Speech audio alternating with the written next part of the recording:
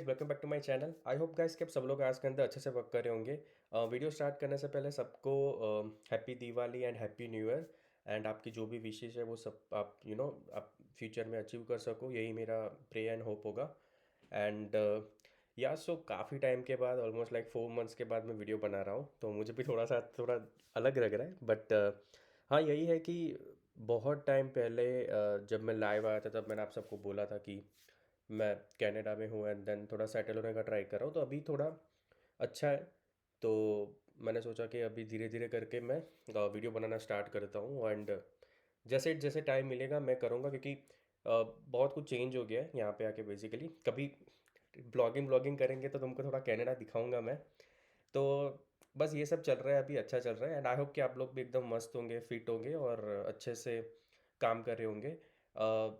इतने टाइम के बाद मैंने देखा कि बहुत मुझे कमेंट्स आ रही थी स्विफ्ट यूआई के ऊपर। बहुत सारे लोग मुझे बोल रहे थे, क्योंकि अभी हमें पता है कि स्विफ्ट यूआई काफ़ी कंपनीज अभी अडॉप्ट कर रही है, तो ऑब्वियसली स्विफ्ट यूआई के ऊपर अभी काम होना स्टार्ट हो गया है। मैंने 4-5 वीडियो बनाए थे स्विफ्ट यूआई के ऊपर, जितना मुझे याद है। बट मैंने फिर सोचा कि अब मैं ज़्यादा कंटेंट अभी स्विफ्ट यूआई पे बनाऊंगा, क्योंकि यूआई किट पे ऑलरेडी बहुत सारे कंटेंट है। मैंने भी आई थिंक 250 प्लस मैंने बहुत सारे वीडियोस डाले। तो आज से हम लोग स्विफ्ट यूआई पे फोकस करेंगे। तो ये जो प्रोडक्ट की लिस्ट आपको दिख रही है, तो ये बेसिकली एपीआई है। एपीआई में से सारा डेटा आ रहा है। ये लिस्ट आपको थोड़ी सी ऐसी लगेगी, यार इसको कहीं पे देखा हुआ है, बट हाँ, आप लोगों ने बिल्कुल इसको देखा हुआ है। इसको ये हमने बनाया था यूआई किट में, ये पूरा, जिसमें हमने MVVM architecture, singleton pattern, data binding and वो सारी चीज़ें की थी। तो इसको काफ़ी अच्छी मुझे मिली। एंड आप लोगों ने बहुत सपोर्ट किया। Thank you so much guys for that. And ये जो है पूरा सेम चीज़ हम बनाएंगे स्विफ्ट यूआई के अंदर, जिससे आप लोग कंपेयर कर पाओ कि यूआई किट में जो हम स्टोरी बोर्ड वो सब चीज़ें यूज़ करते थे एंड स्विफ्ट यूआई जब हम बना रहे हैं तो उसमें क्या डिफरेंस आ रहा है और क्यों सब लोग स्विफ्ट यूआई के पीछे इतने पड़े, राइट। तो अगर आप चाहते हो तो थोड़ा सा आप इसको स्किप कर सकते हो, बट मैं थोड़ा सा तुमको थियरिटिकल बताता हूँ मैं कोड में जाने से पहले। तो बेसिकली पता है क्या है, इसमें हो क्या रहा है अभी। जो यूआई पोर्शन है, जो हम लोग करते थे यूआई किट में, तो वो है ना पूरा स्विफ्ट यूआई हमको करके देता है। तो सबसे पहली चीज़ तो आपको ये मालूम होना चाहिए कि स्विफ्ट यूआई है क्या। जब ये अभी तो इसको काफ़ी टाइम हो गया। तो जब स्विफ्ट यूआई इंट्रोड्यूस हुआ तो मुझे ऐसा लगा कि यार स्विफ्ट गया। तो मुझे ऐसा फील हुआ कि यूआई किट अभी ख़त्म हो गया, अभी स्विफ्ट पे कोड ही नहीं करना है, सब कुछ अभी स्विफ्ट यूआई में ही होगा। तो मैं ऐसा सोच रहा था पहले, बट ऐसा नहीं है, ठीक है। तो अगर आप भी ऐसा सोच रहे हो तो मैं आपको बताता हूँ क्या हुआ है यहाँ पे। कोडिंग तो है, कोडिंग जो हम लोग करते थे यूआई किट में, कोडिंग तो वही है, कोड तो हमें वही करना है। जैसे एपीआई कॉलिंग के लिए जो हम यूआरएस सेशन वो ये यूज़ करते थे, वो सब हमें यूज़ करना है। क्लास जो हम बनाते थे वो ही हमें बनाने हैं, तो वो सब चीज़ तो सेम ही है। हम एक्सआई भी यूज़ करते थे, स्टोरी बोर्ड यूज़ करते थे, कोई कोई लोग प्रोग्रामेटिकली यूआई बनाते थे। तो वो जो चीज़ हम करते थे वो स्विफ्ट यूआई ने ले लिया, वो ऐसा बोल सकते हैं कि उसका ऑल्टरनेटिव हो गया। तो यहाँ पे स्विफ्ट यूआई में सब कुछ स्ट्रक्चर होगा, एक व्यू होगा, एक प्रोटोकॉल होगा बेसिकली। तो उसके थ्रू आपको सारे टेक्स्ट फील्ड है, टेक्स्ट है, फिर वर्टिकल स्टैक, एच स्टैक, वो सारी चीज़ें मैं आज आपको बताऊंगा ये सब, जो जब हम इस यूआई को बनाएंगे। तो मुझे लगता है कि जिसको यूआई किट आता है ना, उसको इतना टाइम नहीं लगेगा इस स्विफ्ट यूआई को सीखने के लिए, क्योंकि वो इतना भी हार्ड नहीं है। बट हाँ, अगर कंसिस्टेंसी रखोगे, प्रैक्टिस करोगे ना, तो थोड़ा नया लगेगा, बट वो फिर धीरे धीरे तुम लोगों को समझ में आने लगेगा। जैसे मैं भी अभी लर्न ही कर रहा हूँ, ऐसा नहीं बोल सकता कि मैं प्रो हूँ, मैं लर्न कर रहा हूँ। तो सीखते सीखते मैं जितना मैं सीख रहा हूँ, तो उस हिसाब से कंटेंट सोच के मैं ट्राई करता हूँ कि उस हिसाब से इसको प्रेजेंट करोगे, जिससे तुम लोगों को इसको ईजिली समझ में आए। तो हमारे पास ये यूआरएल है, प्रोडक्ट है सारे, इसके अंदर इतने प्रोडक्ट है अभी के लिए बेसिकली। तो ये सारे प्रोडक्ट को पहले तो फैच करना पड़ेगा, जिसको हम यूआई किट के थ्रू करेंगे। एंड देन इसको जब हम पॉपुलेट करेंगे यूआई के ऊपर, तो उसके लिए हम स्विफ्ट यूआई का यूज़ करेंगे। इस हिसाब से बेसिकली अभी हम करेंगे। ये प्रोजेक्ट मैंने बना के रखा है, मुझे ज़रूरत पड़ेगी इसकी देखने के लिए, तो मैं इसको साइड में रखता हूँ और यहाँ से मैं एक न्यू प्रोजेक्ट क्रिएट कर देता हूँ पहले तो, क्योंकि स्विफ्ट यूआई मेरे लिए भी नया है। सो मेरे को थोड़ा सा क्या टेक्स्ट लिया है, क्या टाइटल लिया, वो सब देखने के लिए ज़रूरत पड़ेगी इसकी। तो यहाँ पे बना देता हूँ प्रोडक्ट एपीआई स्विफ्ट यूआई, ऐसा ऐसा ही लिखते हैं अपने, या मैं यूट्यूब लिख देता हूँ।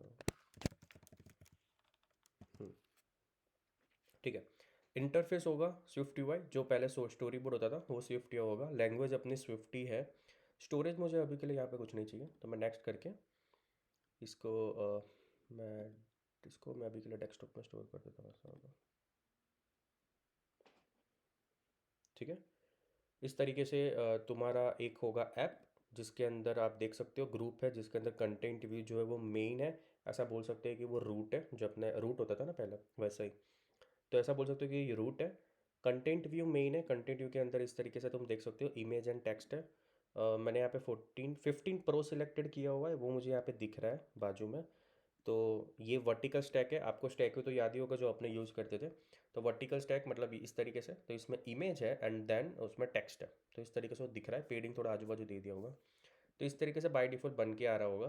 पहले बहुत सारा कोड होता था, preview provider kind of thing होती थी, बट अभी iOS मतलब सॉरी एक्सकोड 15 के बाद हैश प्रीव्यू करके फिर आपको आपका जो व्यू है उसका नाम दे देना है। तो आपको इस तरीके से बाजू में प्रीव्यू दिखेगा। अगर किसी को नहीं दिख रहा है तो यहाँ पे जाके कैनवास ऑन कर देना, मतलब वो सिलेक्टेड कर देना तो दिखेगा, ऐसा होगा शायद। तो ये कैनवास को क्लिक करके इसको दिखा देना। मैं तो थोड़ा बिगिनर कंसीडर करके ही कर रहा हूँ तो थोड़ा स्लो होगा, तो पता है तो आप थोड़ा स्किप करके आगे बढ़ते जाना। तो मैं क्या कर रहा हूँ ना, मेरे को कंटेंट से अभी तो कोई लेना देना नहीं है। मैं जा रहा हूँ यहाँ पे, मैं कर रहा हूँ एक न्यू फाइल। तो पहले तो क्या करते, थोड़ा सा UI किट का कोड करना पड़ेगा। तो पहले तो फैच करते सारी चीज़ों को, राइट। तो उसके लिए हमें URL सेशन चाहिए होगा। तो मैं एक स्विफ्ट फाइल बनाता हूँ, इसका नाम मैं दे देता हूँ API हेल्पर दे दो, मैनेजर दे दो, जो भी तुमको सही लगे आप दे सकते हो। तो यहाँ पे मैं क्लास बना रहा हूँ API मैनेजर। एंड अभी क्या है पता है, क्योंकि बेसिकली ऐसा है कि आप लोग क्या बोलते हो उसको, हाँ कंप्लीशन वो सब मत यूज़ करना, असिंक अवेट वो सब यूज़ करना, तो वो बेटर रहेगा। मैं इसके आगे फाइनल लिख देता हूँ। फाइनल कीवर्ड का मतलब ये होता है कि इनहेरिट नहीं कर पाएगा। बेसिकली ऐसा होता है कि लेट सपोज करो कि यहाँ पे एक टेम्प करके एक फंक्शन है एंड दूसरा मेरे पास एक क्लास है ए करके, और वो इनहेरिट में कर रहा हूँ मैनेजर को। तो बेसिकली ऐसा हो गया कि ए जो है वो API मैनेजर का जो क्लास है उसकी प्रॉपर्टी को एक्सेस कर सकता है इस तरीके से। तो वो आपको नहीं करने देना हो तो आप उसको आगे फाइनल लिख सकते हो।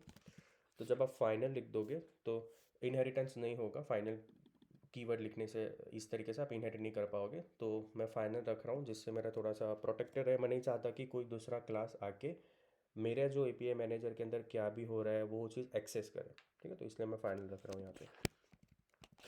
अभी मैं एक रिक्वेस्ट बनाऊँगा एंड वो डिकोडेबल होगा। मैं आपको यही रेकमेंड करूँगा, अगर आपको ये कोड नहीं समझ में आ रहा है, ठीक है, क्योंकि मेन पर्पज़ यहाँ पे स्विफ्ट UI का है, तो आप प्लीज़ वो वीडियो देख लेना। मैं उसकी लिंक डिस्क्रिप्शन में दे दूँगा। मैंने जो अभी वीडियो दिखाया था उसको देख लेना, क्योंकि उसमें मैंने सब कुछ एकदम डिटेल में मैंने एक्सप्लेन करके रखा है। ठीक है, मैं यहाँ पे जेनरिक बना रहा हूँ मैं बेसिकली, क्योंकि वही सही रहेगा। एंड वो जेनरिक मतलब टी मतलब कोई भी टाइप वो आएगा तो वो रिटर्न करके देगा। इस तरीके से मैं बना रहा हूँ अभी के लिए। तो जो जो भी टाइप होगा, जो भी मैं भेजूंगा, राइट, मैं मॉडल भेजूंगा, तो वो जो मॉडल है वो डिकोडेबल प्रोग्रामेबल उसने कंफर्म किया होगा, ऐसा दिखे, ऐसा होना चाहिए। इसके बारे में बताता हूँ, ठीक है, टेंशन मत लेना।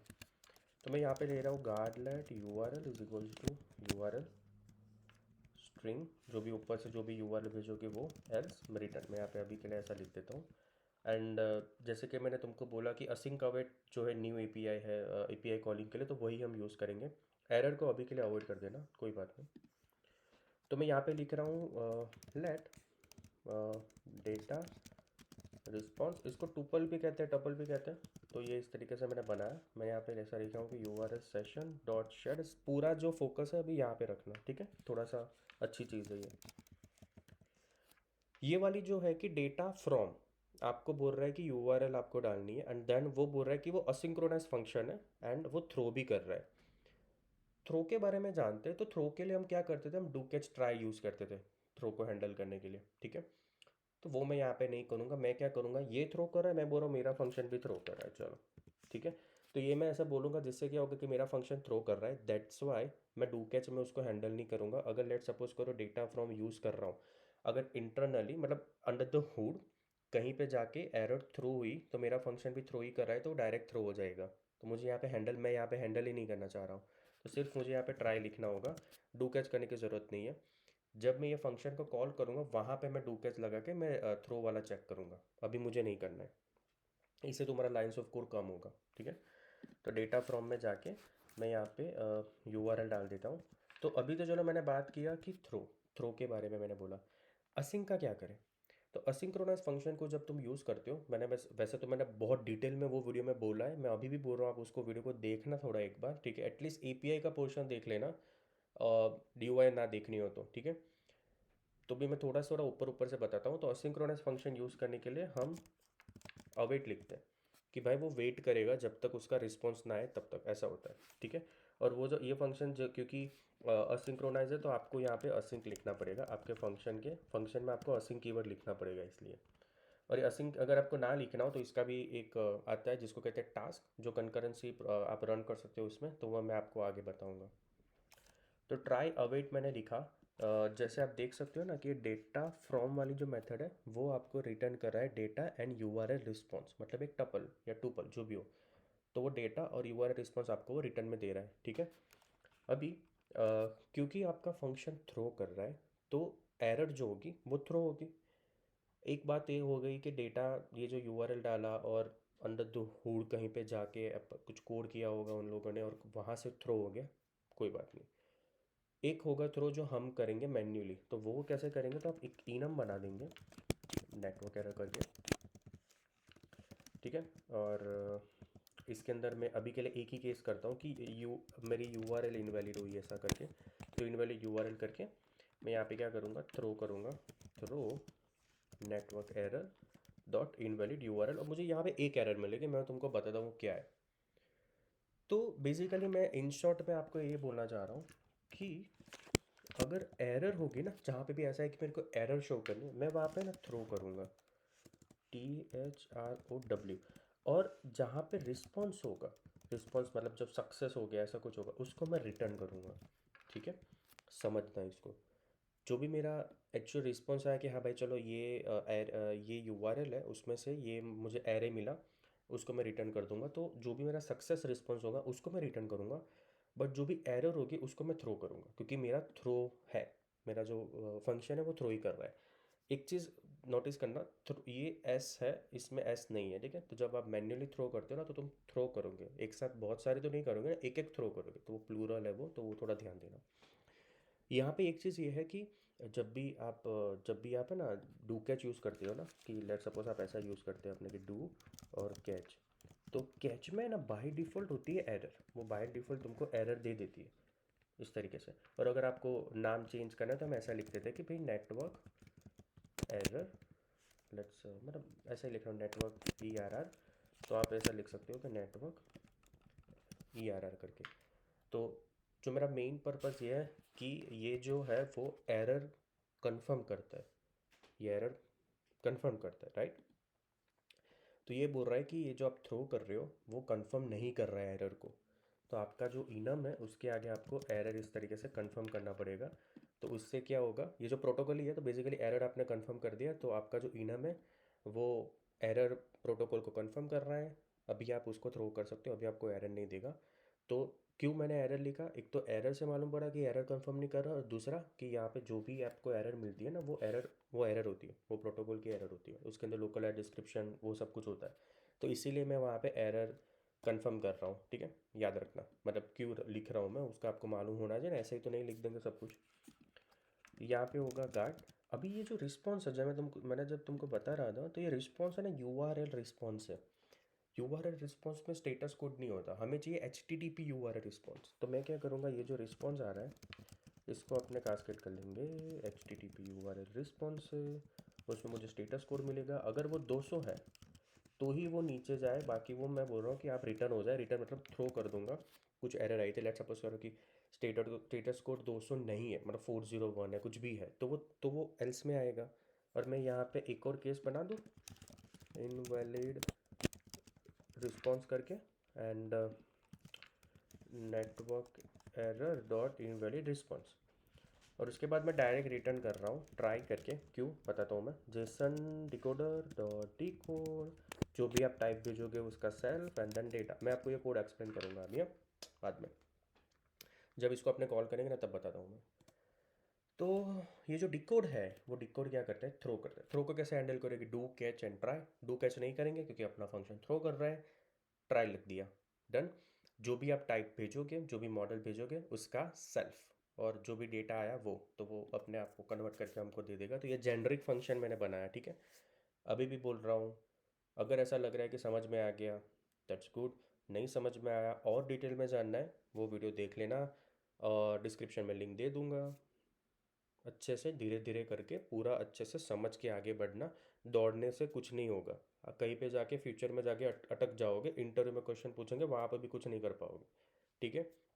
जब अपने को छोटी छोटी चीज़ें मालूम होती है ना, तो हमारा कोड में कोई एक्स्ट्रा चीज़ें हम लोग नहीं नहीं होती है, तो वो बहुत ज़रूरी है। तो अपने आप बिगिनर हो या आप एक्सपीरियंस हो, तो ये चीज़ें हमें रखनी है, तो जिससे क्या हो सके कि अपना अच्छा लगे, राइट, कि हम अच्छा कोड कर रहे हैं, हमें मालूम है कि हमने ये जो कोड किया है इसका ये मीनिंग है, तो मतलब अच्छा रहता है। तो स्लोली करो पर अच्छा करो, तो दौड़ने से कोई मीनिंग नहीं है, ठीक है। तो मस्त धीरे धीरे करो, कोई कोई स्किप करने की ज़रूरत नहीं है, ठीक है। तो ये मेरा एपीआई मैनेजर है, मैंने इस तरीके से बना दिया। एंड अभी क्या करेंगे कि इसको कॉल करेंगे।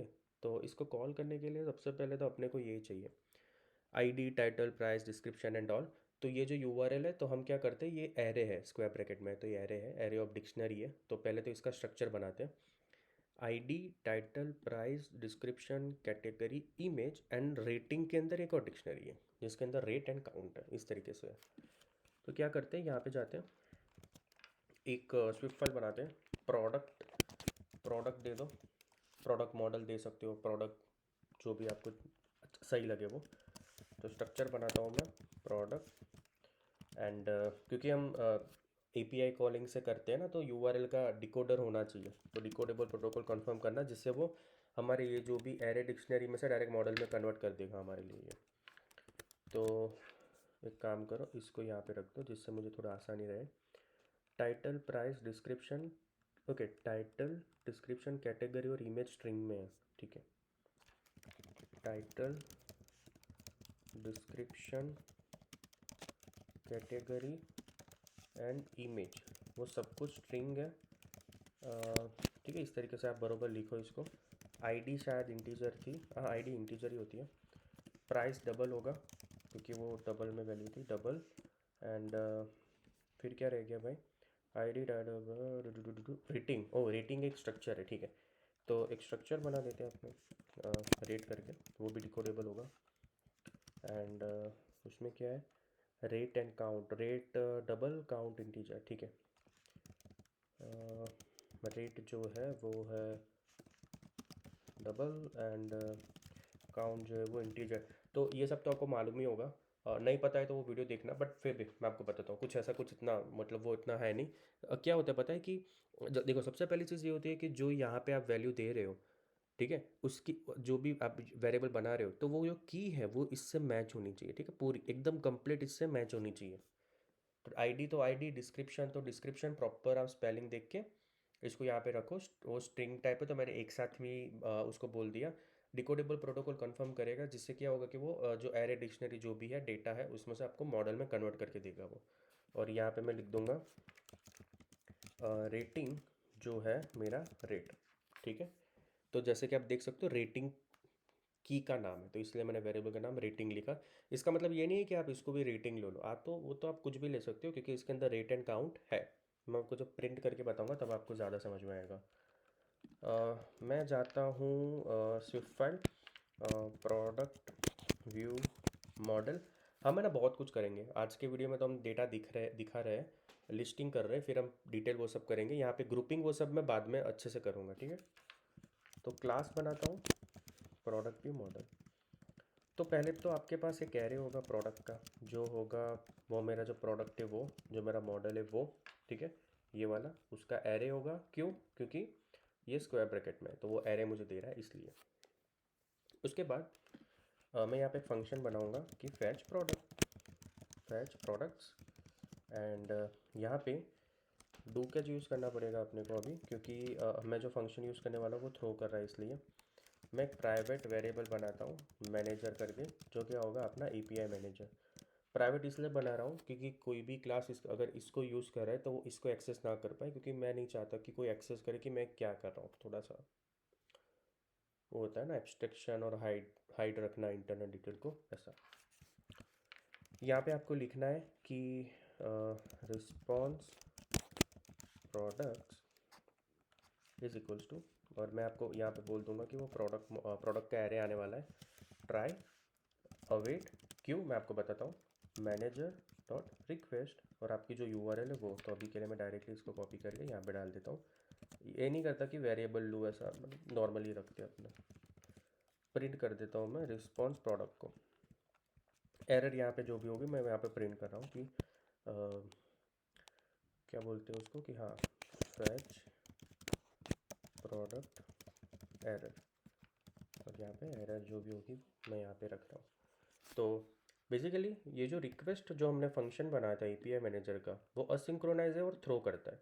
तो थ्रो कर रहा है, इसलिए मैंने क्या किया, मुझे मुझे क्योंकि अभी तो रिस्पॉन्स चाहिए ना, तो मुझे हैंडल करना पड़ेगा उसको, तो मैंने डू किया जब ट्रायल यूज़ कर दिया। असिंक्रोनाइज फंक्शन होता है तो हम अवेट यूज़ करते हैं, और यहाँ पे वो बेसिकली मुझे ऐसा बोल रहा है कि आप आप फंक्शन बनाओ इस तरीके से, तो मैं वो कर रहा हूँ यहाँ पे, ठीक है। तो जो भी असिंक्रोनस फंक्शन आप जब आप कॉल करते हो तो उसके लिए आपको असिंक यूज़ करना पड़ता है, ठीक है, कीवर्ड फंक्शन में, क्योंकि वो भी असिंक हो गया।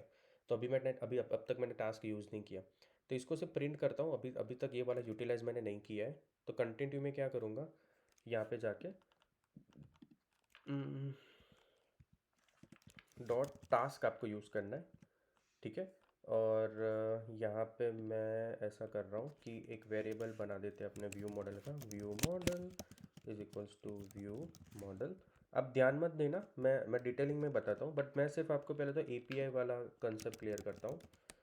तो अवेट करके view model dot fetch product, क्योंकि वो असिंक्रोनस फंक्शन है तो उसके लिए मेरे को अवेट लिखना पड़ेगा। और क्योंकि अवेट अवेट आपको, जैसे कि असिंक वाला हम बहुत बार यूज़ करते थे, राइट। मैं एक बार फिर से एक्सप्लेन करता हूँ। जब मैं फैच प्रोडक्ट करूँगा तो असिंक्रोनाइज है वो, तो वो असिंक्रोनाइज है, इसलिए मैं क्या करूँगा कि उसके आगे अवेट लिख दूंगा। बट क्योंकि मैं टास्क यूज़ कर रहा हूँ तो इसकी तरह, जैसे मैंने मेरे को यहाँ पे असिंक यूज़ करना पड़ा था, मेरे को यहाँ पे भी असिंक्रोनाइज यूज़ करना पड़ा था। तो वो टास्क क्या करता है, आप है ना असिंक मेथड को कॉल कर सकते हो, कंकरेंसी वो प्रोवाइड करता है, तो आपको वो असिंक यूज़ करने की ज़रूरत नहीं है अभी।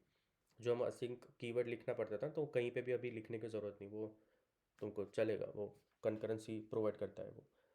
तो अगर मैं इसको रन करूँ, तो ये रन मैं जब करूँगा तो ये क्या करेगा, इसको रन कर देगा। जैसे वो विल अपीयर डीड अपीयर होता था ना, वैसा अभी करने की ज़रूरत नहीं, इसमें भी होती है बट वो करने की ज़रूरत नहीं क्योंकि ये टास्क कर देता है। तो जैसे ही रन होगा, स्क्रीन अपीयर होगी तो टास्क वाली ये मेथड कॉल करेगा। तो जैसे ही ये मेथड कॉल करेगा तो ये यहाँ पे जाएगा, एंड अगर एरर हुई तो एरर शो करेगा यहाँ पे, और अगर रिस्पॉन्स आया तो वो यहाँ पे मुझे वो पूरा प्रोडक्ट का एरर जो है मुझे वो रिस्पॉन्स पे दे देगा। तो वही देखते हैं कि क्या चल रहा है, मतलब वो दे पा रहा है कि नहीं दे रहा है वो।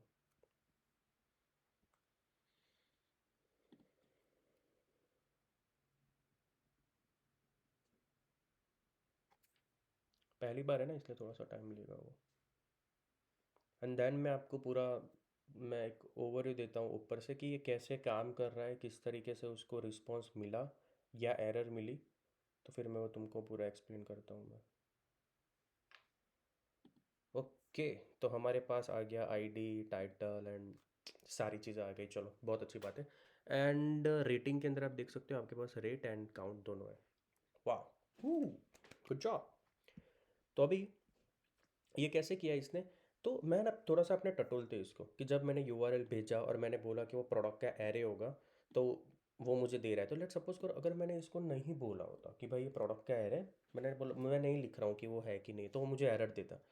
वो एरर ये देता कि उसको टी क्या है वो पता ही नहीं चल रहा है। जेनरिक जो हमने बना था तो उसको बोलना तो पड़ेगा ना कि भाई ये टाइप आएगी, ठीक है। या जैसे कि लेट सपोज करो आपकी एक यूआरएल है, उस यूआरएल में कैटेगरी आ रही है, एक दूसरी यूआरएल है प्रोडक्ट की, इसमें प्रोडक्ट आ रही है, तो ये यूआरएल है प्रोडक्ट की, तो उसमें मुझे उसको बोलना पड़ेगा कि प्रोडक्ट का एरे होगा, ठीक है।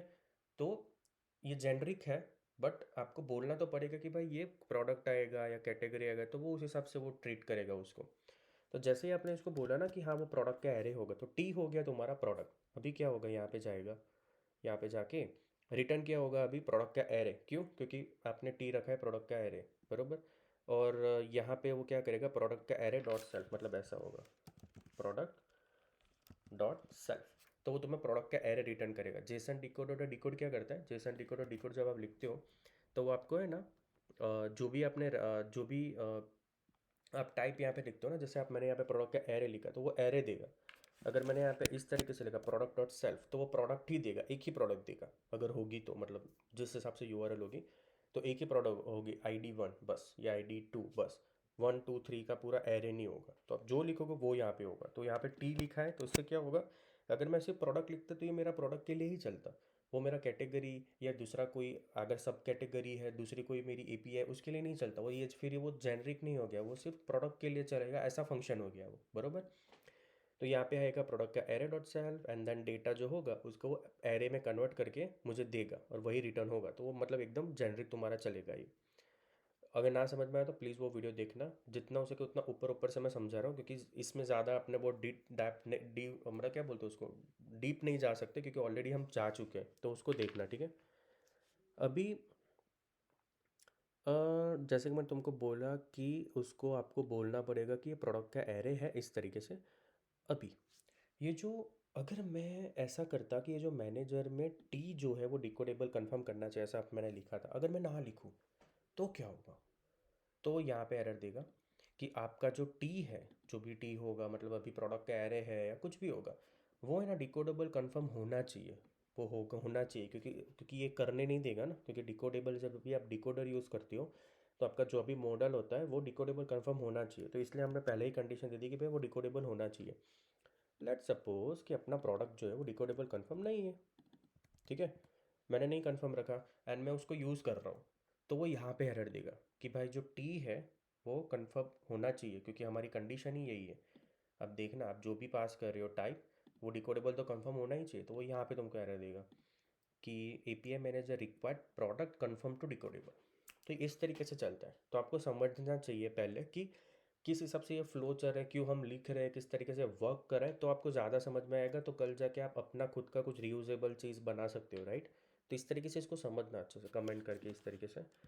तो मैंने यहाँ पे इस तरीके से कर दिया। लेट सपोज करो मैंने ऊपर किया नीचे नहीं किया, ये जो स्ट्रक्चर ऊपर वालों को मैंने डिकोडेबल किया, नीचे वाले को नहीं किया, तो भी वो एरर देगा कि प्रोडक्ट नहीं, प्रोडक्ट जो है वो डिकोडेबल कंफर्म नहीं है। तो अपने देखेंगे अरे यार क्या बात कर रहे हैं, डिकोडेबल तो मैंने कंफर्म करके रखा है, तो ये क्यों ऐसा मुझे बोल रहा है, क्योंकि दूसरा जो स्ट्रक्चर आप यूज़ कर रहे हो प्रोडक्ट के अंदर, ठीक है, उसने भी उसका भी किया होना चाहिए, ऐसा होता है, ठीक है, तो सबका होना चाहिए। मेरे को तो ऐसे यार आती थी, मैं तो, और बहुत सारे मॉडल होते थे, तो मैं तो मैंने बोला यार क्या कर रहा है ये, तो वो तो समझ में भी नहीं आता था ना जब स्टार्टिंग में, तो इसलिए आपको बोला कि ऐसा कुछ हो तो देखना तुम्हारे सारे स्ट्रक्चर जो आप यूज़ कर रहे हो वो डिकोडेबल है कि नहीं है। चलो सही है, ओके। तो अभी क्या हमें मालूम ही है राइट कि वो प्रोडक्ट का एरे ही आने वाला है, क्योंकि उसका जो रिस्पॉन्स है वो एरे है। तो मैं क्या कर रहा हूँ, मैं किसी वेरिएबल में उसको लेना, उससे अच्छा मैं डायरेक्टली असाइन कर देता हूँ ना, जो ऊपर मैंने बनाया था इसमें, ये जो प्रोडक्ट है उसी में मैं डायरेक्ट इसको मैं यहाँ पे इस तरीके से असाइन कर देता हूँ। तो अभी मुझे टाइप स्पेसिफाई करने की ज़रूरत नहीं है, क्यों, क्योंकि अपने ना ऑलरेडी उसको पता ही है कि ये प्रोडक्ट क्या है, ये प्रोडक्ट एरे ही है, तो उसको देने की ज़रूरत नहीं है, बराबर। तो जो भी रिस्पॉन्स होगा उसको जो मिलेगा वो डायरेक्टली इस एरे को मिल जाएगा, और ये जो एरे है उसको मैं स्विफ्ट वे में बोलूँगा कि भाई इसका तो फॉर लूप घुमा के एक एक एक एक करके जो भी उसकी वैल्यू है उसको तो यहाँ पे शो कर दे, ठीक है। तो होता क्या था कि जब हम UI किट बनाते थे, जब हम UI किट करते थे, तो UI किट के अंदर हमको व्यू मॉडल से व्यू कंट्रोल को बताने के लिए कि भाई इसको एरे मिल गया, अभी तुम टेबल को रीलोड करो, तो उसके लिए हम लोग क्लोजर यूज़ करते थे, प्रोटोकॉल डेलीगेट यूज़ करते थे, नोटिफिकेशन सेंटर भी काफ़ी लोग यूज़ करते थे, तो ये सारी चीज़ें हमें करनी पड़ती थी। बट यहाँ पे वो सब चीज़ें करने की ज़रूरत नहीं है, क्यों, क्योंकि स्विफ्ट UI जो है ना वो ऑटोमेटिकली सब कुछ रीलोड कर देता है, ठीक है। तो इसके लिए थोड़ी सी चीज़ें जो हमें यूज़ करनी पड़ेगी, तो मैं उसके बारे में तुमको बताता हूँ। तो इसको बोलते, इसको कंबाइन तो नहीं बोल सकता बट ऑब्जर्वेबल करके आता है। तो उसमें क्या होता है कि पब्लिशर होता है और सब्सक्राइबर होता है, ठीक है। यहाँ पे बेसिकली सब्सक्राइबर की ज़रूरत नहीं पड़ेगी, तो यहाँ पे एक पब्लिशर हमें बनाना पड़ेगा। पब्लिशर क्या करेगा, लेट सपोज करो कि ये जो वेरिएबल है वो मेरा मेन पब्लिशर है, राइट। कि अगर इसके अंदर अगर कुछ भी चेंज हो तो मुझे उसको बताना है कि यार हाँ भाई, मतलब ये प्रोडक्ट के अंदर चेंज हुआ और अभी आप जाके इसको रीलोड करो टेबल को, तो वो मुझे वो बताना पड़ेगा उसको। तो मैं इसको जो है वो पब्लिश बनाऊंगा, एंड मेरा ये जो क्लास होगा वो ऑब्जर्वेबल होगा, कि वो ऑब्जर्व करेगा कि जब भी कुछ पब्लिशर में चेंज हुआ तो वो डायरेक्टली जाके रिफ्लेक्ट कर देगा, ऐसा। तो ओके, अभी इसमें भी चेंजेस है, ठीक है। अभी इसमें क्या हुआ, Xcode 15 जब आया तो एप्पल ने हमें मतलब उन लोगों ने इंट्रोड्यूस किया कि आपको मतलब हाँ बहुत सारा कोड करने की ज़रूरत नहीं है, तो उन्होंने काफ़ी सारी चीज़ें रिमूव कर दी है। तो मैं आपको दोनों तरीके से बताता हूँ। अगर मुझे शायद मैं अगर एक्सकोर 15 डायरेक्ट बता दूंगा तो अगर काफ़ी लोग होंगे जो एक्सकोर 15 नहीं होगा, वो 14 या 13 यूज़ कर रहे होंगे, तो वो फिर स्टक हो जाएंगे। तो मैं पहले एक्सकोर 15 का से लोअर वर्जन अगर आप यूज़ कर रहे हो तो आप ये वाला फार्मूला ये वाला यूज़ करना जो मैं अभी बता रहा हूँ। तो आपको सबसे पहले इसके आगे लिखना पड़ेगा ऑब्जर्वेबल इस तरीके से, एंड इसके आगे आपको लिखना है @publish। ठीक है, जिससे ये कुछ भी चेंज होगा तो ऑटोमेटिकली वो रिलोड कर देगा। मैं इसके बारे में बताता हूँ कि मैं क्या कर रहा हूँ, कैसे वर्क करेगा ये, तो ज़्यादा समझ में आएगा। ये जो कंटेंट व्यू है ना उसको मैं निकाल देता हूँ क्योंकि मुझे नहीं चाहिए ये कंटेंट व्यू को मैं डिलीट कर देता हूँ। आपको बताऊँ ना यार कि कैसे स्विफ्ट यूआई का व्यू बनता है। तो स्विफ्ट यूआई व्यू में जाओ एंड यहाँ पे मैं नाम दे देता हूँ प्रोडक्ट व्यू। क्रिएट करो इसको, एंड जो व्यू मॉडल का ऑब्जेक्ट था, जो सॉरी जो व्यू मॉडल का जो मैं ऑब्जेक्ट क्रिएट किया था, तो पहले नॉर्मल क्लास था, वो चलता था। बट अभी क्योंकि आप ट्रैक कर रहे हो ना कि कुछ भी चेंज हो तो अब वो ऑब्जर्व कर रहा है, तो आपको यहाँ पे स्टेट ऑब्जेक्ट बनाना पड़ेगा जिससे कुछ भी चेंज हुआ तो वो यहाँ पे रिफ्लेक्ट करे। मैं इसके बारे में बताता हूँ। तो view model is equals to product view model, क्योंकि product view model observable class confirm करता है, तो इसलिए हमको इसको @state रखना पड़ेगा।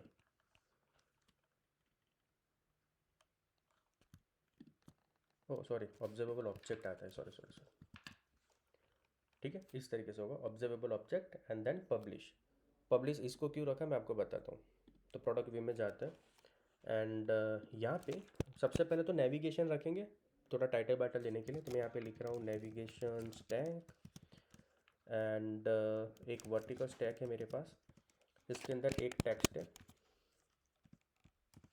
मैं यहाँ पे अभी के लिए मेरा नाम लिख देता हूँ योगेश, बस कुछ नहीं। और इसको अभी मैं रिफ़्रेश करता हूँ तो वो हमको क्या देगा वो देखते हैं। क्यों फेल्ड हो रहा है यार ये, can not oh sorry, content view ले रहा है वो, क्योंकि यहाँ पे जाके भी आपको चेंज करना पड़ेगा ना कि प्रोडक्ट व्यू, ऐसा कि अभी मेरा मेन जो है वो प्रोडक्ट व्यू है। अभी कंटेंट व्यू तो हमने डिलीट कर दिया, तभी प्रोडक्ट व्यू को वो बिल्ड करके देगा हमको सबसे पहले। ओके, सो यहाँ पे जाके फिर से ओके खुद ही रिफ्रेश हो गया वो।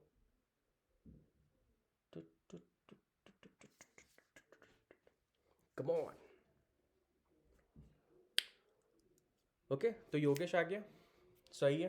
वर्टिकल स्टैक में रखा, मतलब वर्टिकल स्टैक मतलब अगर और भी कॉपी पेस्ट कर रहा हूँ तो वो लाइन में आ जाएंगे इस तरीके से बेसिकली।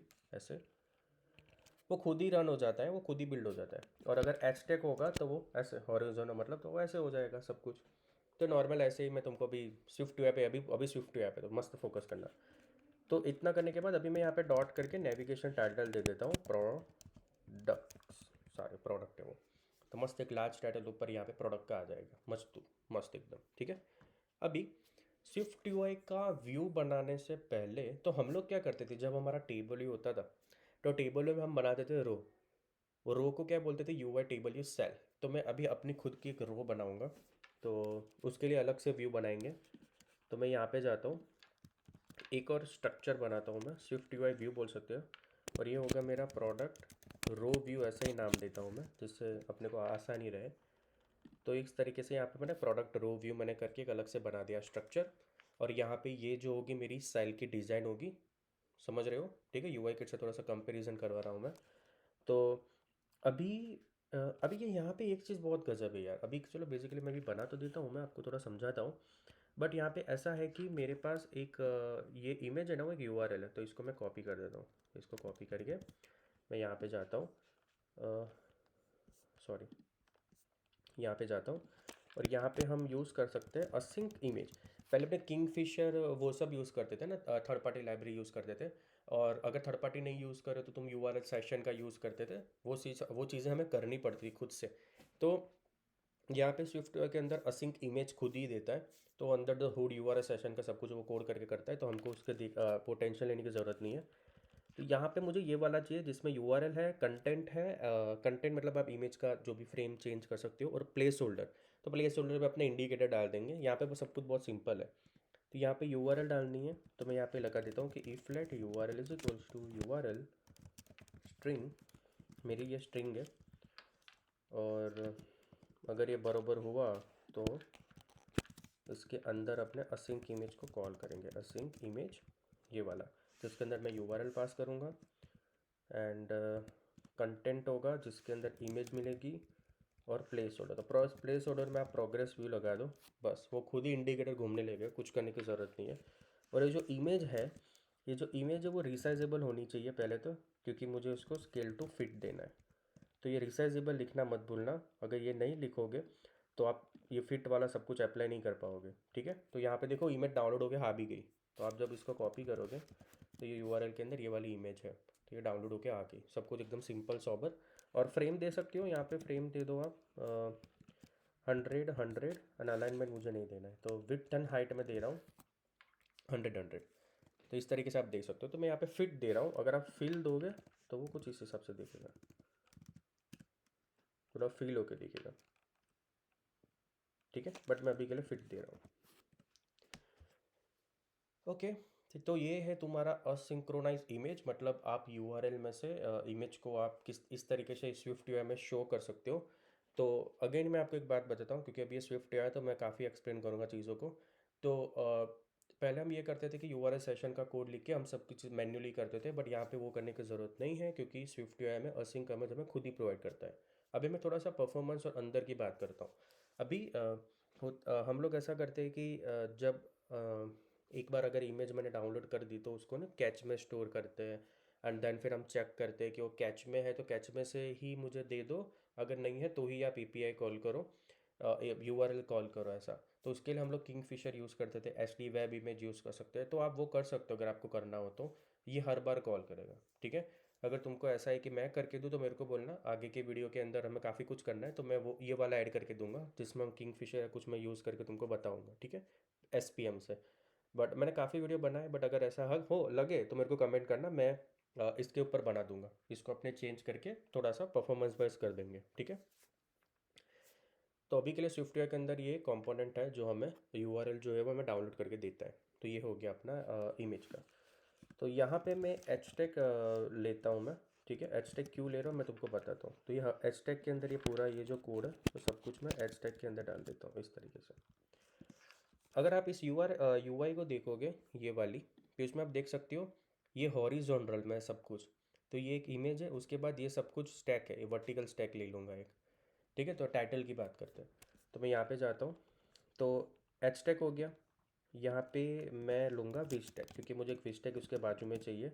और यहाँ पे मैं टेक्स्ट बनाऊँगा, ये होगा मेरा प्रोडक्ट टाइटल, प्रोडक्ट का मेरा टाइटल, ठीक है, साइड में आ रहा है वो। और इसमें आप यहाँ पे फॉन्ट दे दो, हेडलाइन दे दो कि वो अच्छा से दिखे, ठीक है। उसके बाद मैंने क्या, मेरे पास क्या है, ये है कैटेगरी, हाँ कैटेगरी है ये, ठीक है। तो क्योंकि यहाँ पे ना कैटेगरी भी है ये वाली, ये कैटेगरी अभी मुझे दिखानी है और इसका कुछ ग्रे कलर मैंने रखा है, तो मैं वो वाला करता हूँ। तो मैं यहाँ पे लेता हूँ टेक्स्ट, ये मैं ऐसा नेम दे देता हूँ कि प्रोडक्ट कैटेगरी। एंड उसका भी फॉन्ट देने का दूसरा भी काफ़ी सारे वे है, मैं तुमको बताता हूँ। तो ये एक आप डॉट करके कर सकते हो, वो भी मस्त है। एक होता है कि जैसे टेक्स्ट पे क्लिक करना, जैसे अभी मैं ये टेक्स्ट पे क्लिक करता हूँ और मैं यहाँ पे जाके यहाँ पे जाता हूँ लास्ट वाले पे, फॉन्ट में यहाँ पे देता हूँ सब हेडिंग, ठीक है। वो डायरेक्टली ऐड हो के आ जाएगा मस्त एकदम। तो यहाँ से भी आप कुछ चेंज कर सकते हो। और कलर यहाँ पे मैं अगर मैं ग्रीन दे रहा हूँ तो वो ग्रीन ले लेगा इस तरीके से यहाँ पे, ठीक है।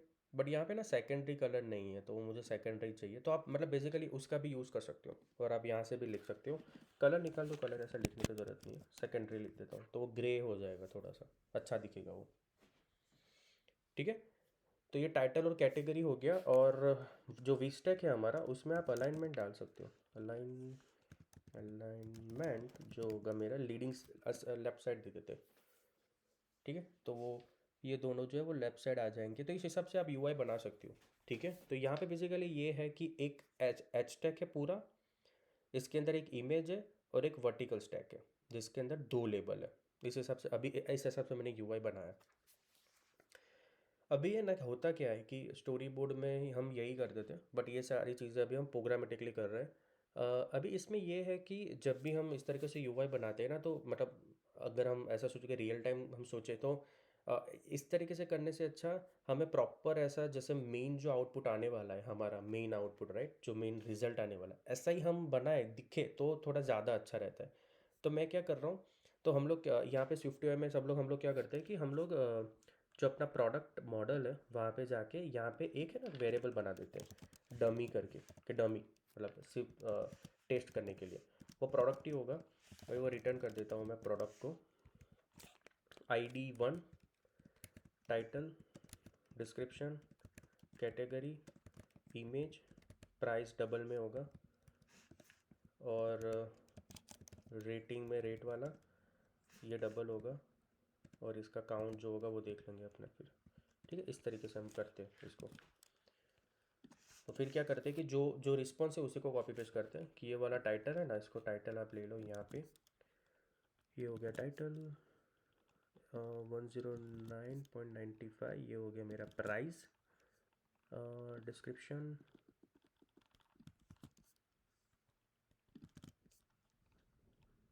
कैटेगरी है ठीक है, एंड इमेज, रेट है 3.9, एंड काउंट है 120। ओके, सही है। ओके, सो इस तरीके से आप बना दोगे। और इसके आगे है ना मैं स्टैटिक लिखता हूँ। स्टैटिक का मतलब क्या होता है कि मुझे ना ऑब्जेक्ट बनाने की ज़रूरत नहीं पड़ेगी इसकी, मैं प्रोडक्ट डॉट करके ही डायरेक्टली यूज़ कर सकता हूँ। तो यहाँ पे रो में जाके मैं यहाँ पे क्या लिखूँगा कि product dot dummy dot image, मतलब वो वाली URL डायरेक्ट ले लेगा। तो यहाँ पे मैं लिखता हूँ product dot dummy dot title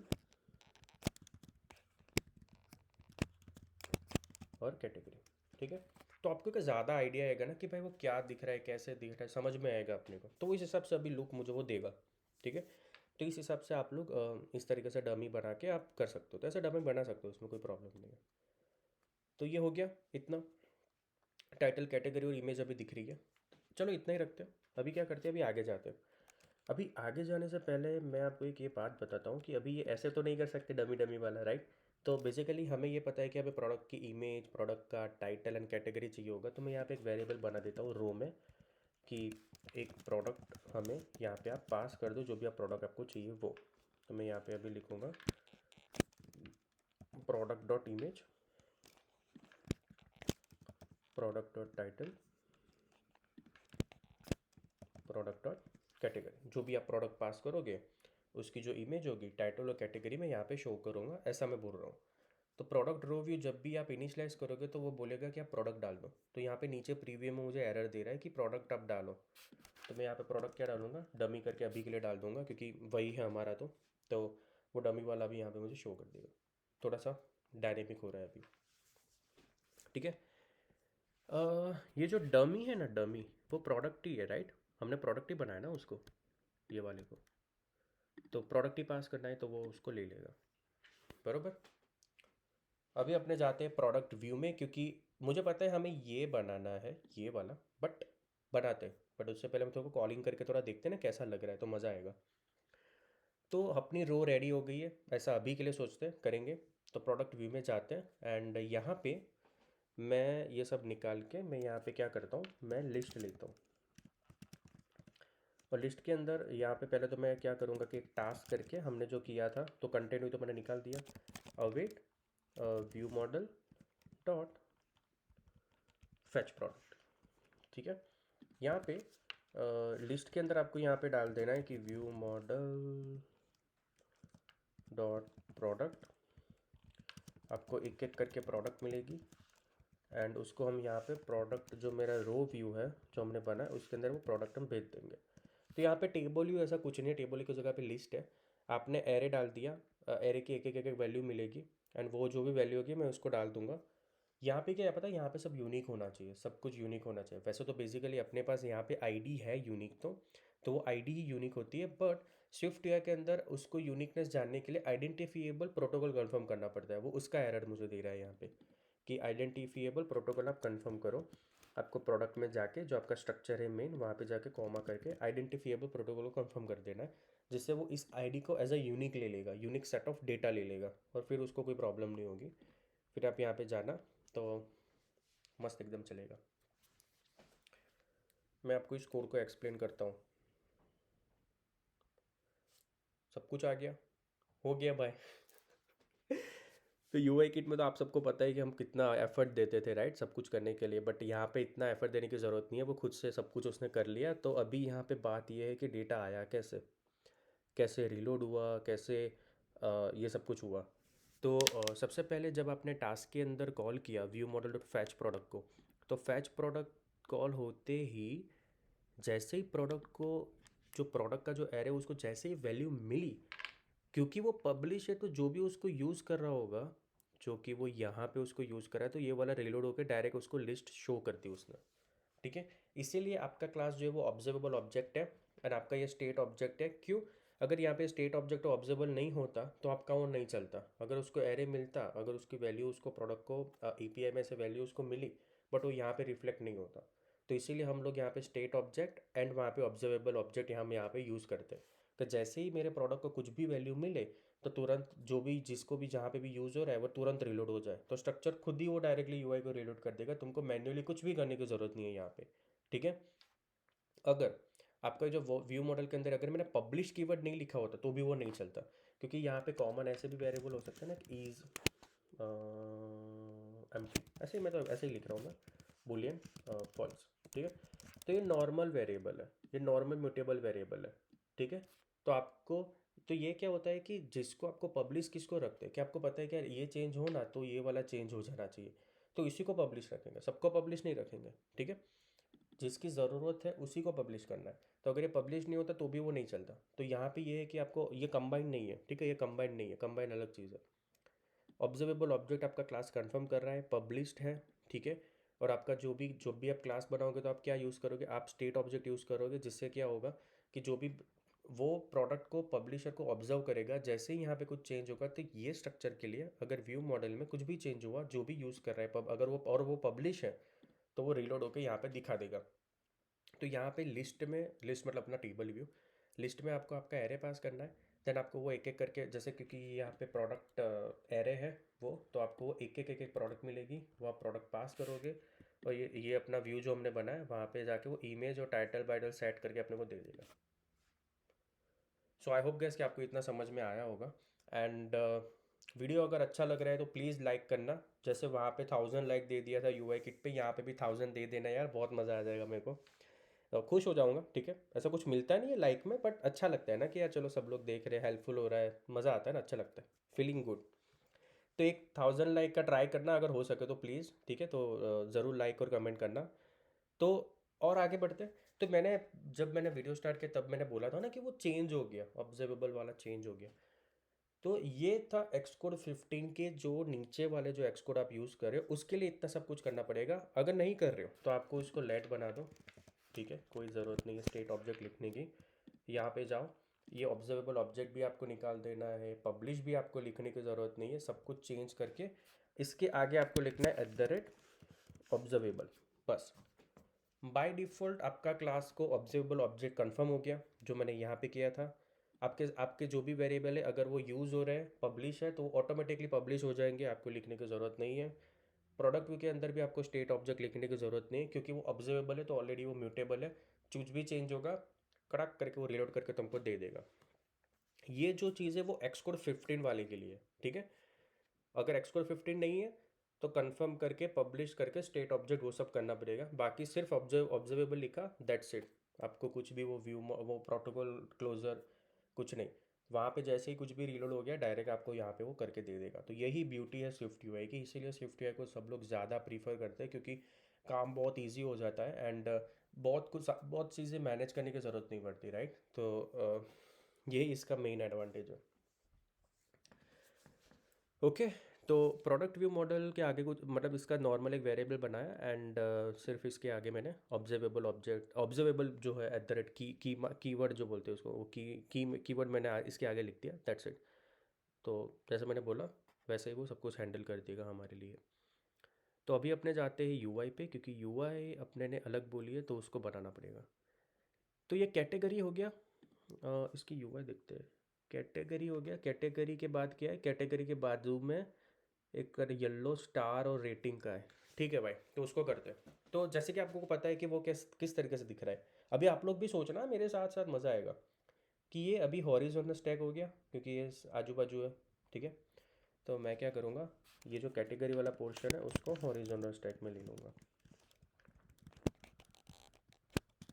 Dishoom. And दूसरा एक हॉरिजॉन्टल स्टैक लूँगा जहाँ पे मैं कमांड शिफ्ट एल करता हूँ। यहाँ पे जाके स्टार वाली इमेज सर्च करो। स्टार डॉट फील्ड, ये वाली इमेज में यहाँ पे रख देता हूँ। ठीक है, तो वो आ जाएगी मस्त इमेज। एंड दूसरा एक टेक्स्ट है जो रेटिंग वाला था अपना,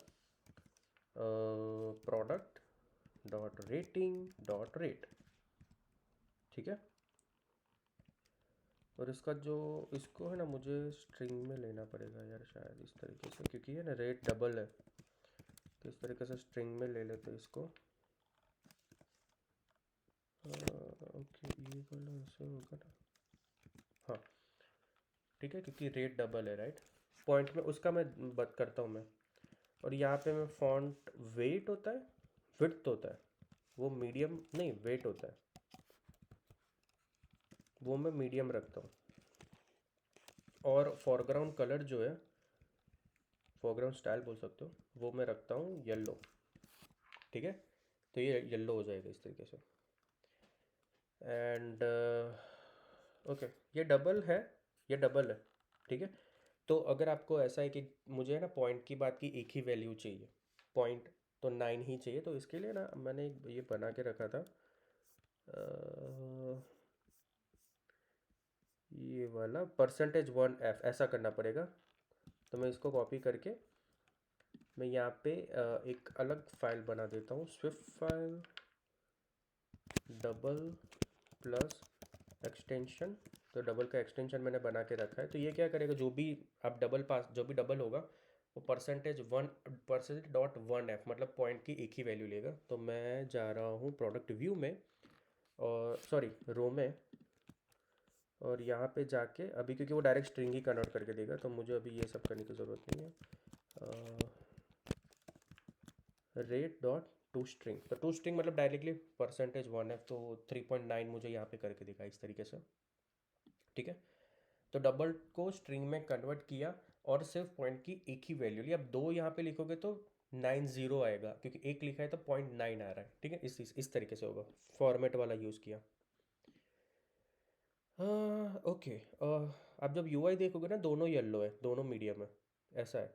तो हम लोग क्या करेंगे, यहाँ पे जाके इसको मैं, ये जो मैंने जिस इससे मीडियम दिया और येलो दिया, विस सेम चीज़ मैं इमेज को दूंगा कि भाई तू भी थोड़ा सा येलो हो जा और मीडियम हो जा। ठीक है, इस हिसाब से।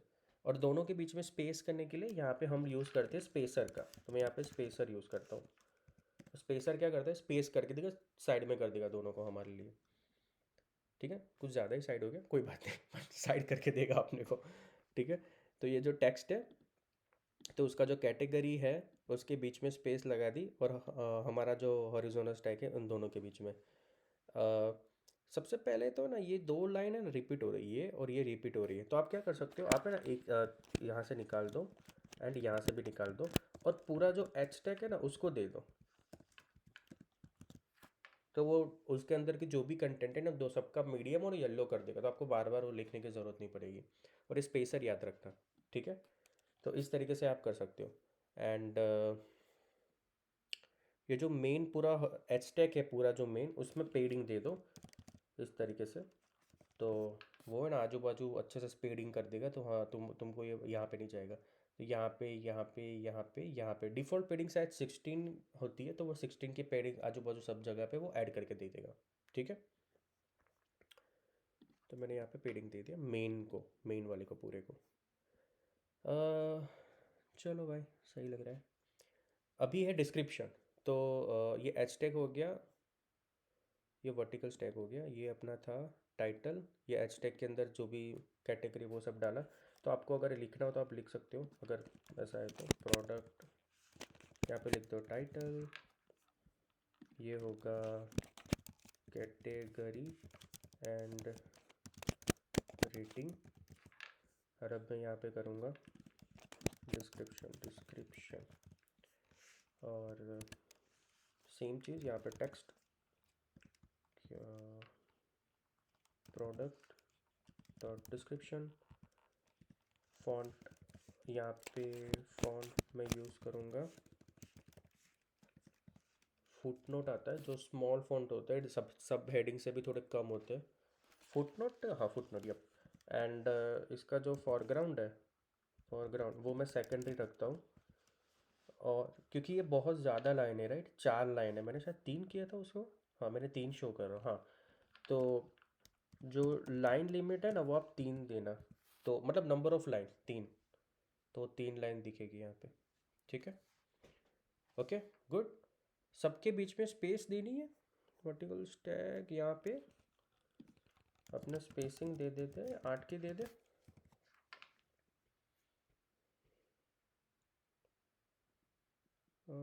मैंने कितनी दी थी यहाँ पे, 8 ही दी है, ठीक है, हाँ 8 दे दो, ठीक है। और ठीक है, तो इस तरीके से यूआई बना सकते हो आप लोग। तो मेरा एक वर्टिकल स्टैक जो है वो काफ़ी, वो जो वर्टिकल स्टैक के अंदर ये जो सारी चीज़ें लीडिंग है, सबके बीच में 8-8 की स्पेस है, और एक टाइटल, ये पूरा एक स्टैक है हॉरिजॉन्टल, और ये डिस्क्रिप्शन। एंड अभी और आगे जाते हैं, तो और अपने पास है प्राइस, तो ये मेरा हो गया प्राइस एंड बाई बटन।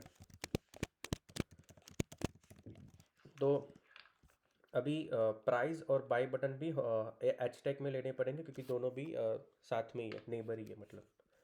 तो एच टैग लेते हैं,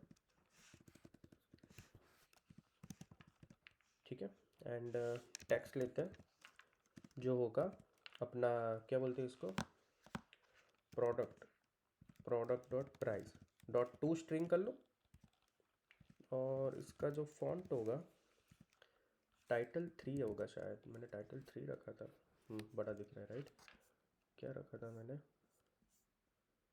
टाइटल 3 और इंडिगो कलर रखा था, ठीक है,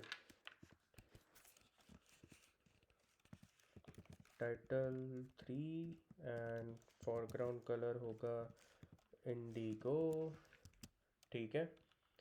और जब आप देखोगे इसमें तो ये जो है वो इसके आगे डॉलर साइन है ना, तो मैं यहाँ पे इसको डॉलर साइन करके प्लस कर देता हूँ, जिससे वो डॉलर साइन भी आगे दिखे वहाँ पे इसके आगे। अगर स्पेस तो नहीं होगी शायद, हाँ स्पेस नहीं है ना, तो अगर आप इस तरीके से करें तो बिल्कुल मत करना, है ना, क्योंकि यूआई तो चलो आप बना दोगे, दैट्स ओके, बट ये है ना प्राइस है, तो प्राइस में ये डॉलर खुद से ऐड करने की ज़रूरत नहीं, वो खुद से एक करेंसी फॉर्मेटर हम यूज़ करते हैं, तो मैं वो तुमको बताता हूँ। तो मैंने ना यहाँ पे एक ये करेंसी फॉर्मेटर, इसको कॉपी करो, अपने जाओ डबल में, और डबल में जाके यहाँ पे ऐड करो, तो डबल जो भी होगा उसको स्ट्रिंग में कन्वर्ट करके देगा, मैक्सिमम डिजिट वो 2 रखेगा, करेंसी फॉर्मेटर होता है ये, करेंसी फॉर्मेट तुमको करके देगा, ठीक है। तो उसके हिसाब से वो जो भी आप प्राइस डालोगे, जैसे लेट सपोज करो कि आपकी जो प्राइस है 10920, तो जो भी आपकी करेंसी होगी, जो डिवाइस की जो करेंसी होगी, उस हिसाब से वो तुमको डॉलर या पाउंड वो सब ऐड करके देगा, तो आपको ये सब मैन्युअली करने की बिल्कुल ज़रूरत नहीं है। तो प्राइस करेंसी फॉर्मेट इस तरह इतना लिखोगे तो तुमको वो करके देगा अच्छे से, ठीक है। डॉलर आ गया खुद से, और पॉइंट के पीछे के 2 डिजिट लिए मैंने सिर्फ, तो इसलिए मैंने वहाँ पे फ्रैक्शन 2 रखे थे, ठीक है। अरे चार्ज खत्म हो गया, 1 मिनट, हाँ।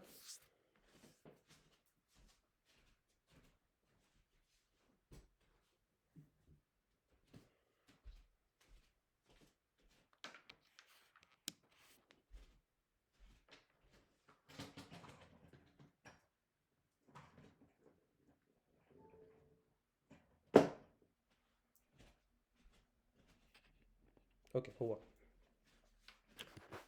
तो ये करेंसी वाला हुआ, ये वाला। एंड अभी जाते रो में, एंड क्या हुआ ब्रो, ओके ठीक है।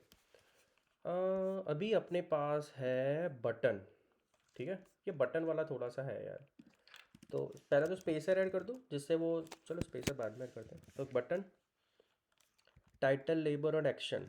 सो यहाँ पे टाइटल होगा मेरा, अरे रुको एक मिनट है यार, ये मैं ना हर बार कंफ्यूज हो जाता हूँ ये बटन वाले पे। टाइटल लेबल, ओके डायरेक्ट लिख सकता हूँ, बाय एक्शन। जो भी एक्शन है वो आप यहाँ पे कर सकते हो। आ गया यहाँ पे, और दोनों के बीच में स्पेसर ऐड कर दूंगा तो वो चला जाएगा, दोनों के बीच में स्पेस आ जाएगी, और मतलब वो आजू बाजू हो जाएंगे एकदम मस्त एकदम, ठीक है। बट अपना बटन ऐसा नहीं था, राइट। तो क्योंकि ऐसा नहीं था तो आप ये वाला बटन नहीं यूज़ कर सकते, आपको कस्टमाइज़ करना पड़ेगा। तो एक्शन लेबल ये वाला यूज़ करना पड़ेगा। एक्शन, जो भी आपकी एक्शन है वो, एंड वो यहाँ पे होगी, एंड लेबल। तो लेबल के अंदर टेक्स्ट, जो नाम है आपका बाई, एंड देन यहाँ पे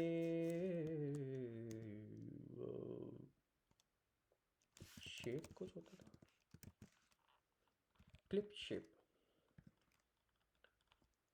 कैप्सूल, ठीक है। दिखेगा नहीं अभी क्योंकि मैंने बैकग्राउंड कलर नहीं दिया, तो बैकग्राउंड होगा यहाँ पे इंडिगो। देखा कैप्सूल दिख रहा है अभी, हो रहा है। फोरग्राउंड कलर वाइट प्रो, और पेडिंग थोड़ी सी दे दो तो जिससे वो थोड़ा दिखे अच्छा, आजू बाजू पेडिंग देनी पड़ेगी। और पेडिंग जब आप दे रहे हो तो उसके बाद बैकग्राउंड देना, और ये क्लिप शेप भी बाद में देना पड़ता है। तो ये इसमें इसमें ऑर्डर भी बहुत ज़रूरी होती है, ऑर्डर देना भी, ठीक है। क्योंकि आपने पहले इसको बड़ा कर दिया, पेडिंग दे के आजू बाजू सब पेड़ दे दिया, चार पेडिंग दे दिया, चार मतलब top top top bottom left right leading trilling, ठीक है मतलब। और उसके बाद आप बैकग्राउंड दे रहे हो, देन आप कैप्सूल शेप दे रहे हो। अगर ये नहीं दोगे तो वो फिर नॉर्मली दिखेगा, वो ऐसे ही डायरेक्टली दिख जाएगा वो। और आप कैप्सूल दे रहे हो तो वो अच्छा दिखेगा। यहाँ पे सर्कल भी आता है ना, कुछ सर्कल दोगे तो सर्कल दिखेगा, अच्छा ही है, ठीक है। पर मैं कैप्सूल देता हूँ अभी। अभी यहाँ पे पता है क्या है, क्योंकि ना मुझे ना यहाँ पे पेडिंग नहीं देनी, ये जो इसको कहते हैं ना अपने इसको ये वर्टिकल हो गया, ये हॉरिजॉन्टल पेडिंग नहीं देते, ऐसा कुछ। तो मैं यहाँ पे एक ऐसा कर रहा हूँ, इसके अंदर डॉट करके लिखता हूँ वर्टिकल ऐसा। तो ये क्या करेगा, सिर्फ इस तरीके से जो वर्टिकल है वही पेडिंग दे रहा है। तो हम क्या करते हैं, हमको वर्टिकल नहीं चाहिए, हमको हॉरिजॉन्टल चाहिए पहले। तो ये इस तरीके से हॉरिजॉन्टल में पेडिंग करके देगा। अभी वर्टिकल पेडिंग देते हैं बट अपने नंबर पे, मतलब मुझे डिफ़ॉल्ट नहीं चाहिए, तो मैं चाहता हूँ कि वर्टिकल पे 80 हो, तो टॉप बॉटम मतलब ऐसे, तो वहाँ पे 80 हो ऐसा, 8 की पेडिंग दे दें इस हिसाब से। कैसे बना सकते हो आप लोग, ठीक है। तो हॉरिजॉन्टल पेडिंग जो नॉर्मल है वो, तो वो दिखे अच्छे से। और नॉर्मल मुझे ऊपर नीचे नहीं चाहिए, उसमें मुझे 8 चाहिए, 16 नहीं चाहिए। तो एक बार मैं देख लेता हूँ भाई, मैंने वही किया है कि अपने ऐसे ही अलग ही जा रहा है कुछ। डिशुम डिशुम डिशुम डिशुम, अरे यार मतलब वैसे तो बंदा होशियार है, अच्छा कर रहा है, अच्छा कर रहा है, ठीक है। तो इस हिसाब से आपकी ये यूआई है। एंड अगर अपने प्रोडक्ट व्यू में अभी जाए तो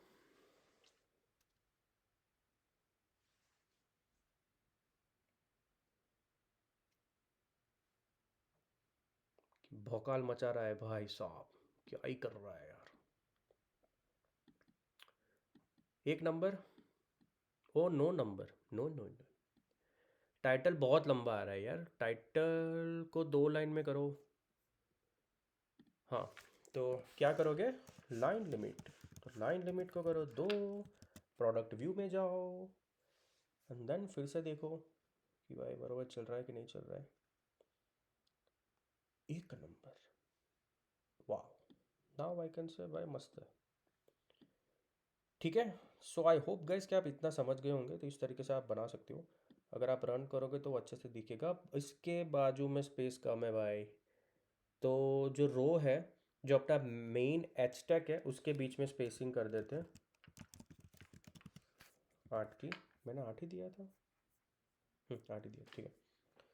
तो ये जो मेन हैशटैग है दोनों के बीच में 8 की स्पेस थी, अगर ज़्यादा करोगे तो ज़्यादा दिखेगी आपको यहाँ पे, ठीक है, बट अभी के लिए अपने 8 ही देते हैं तो वो थोड़ा अच्छा दिखे, पूरा वो चिपक रहा था ना ऐसा, इसलिए।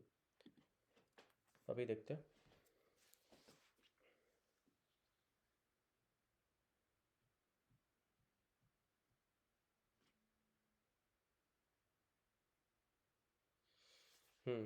चलो ठीक है, एक बार यहाँ पे इसको भी देख लेते हैं, थोड़ा कंपेयर कर लेता हूँ, अगर कुछ छोटा मोटा कुछ ऐसा कुछ हो तो देख लेते हैं।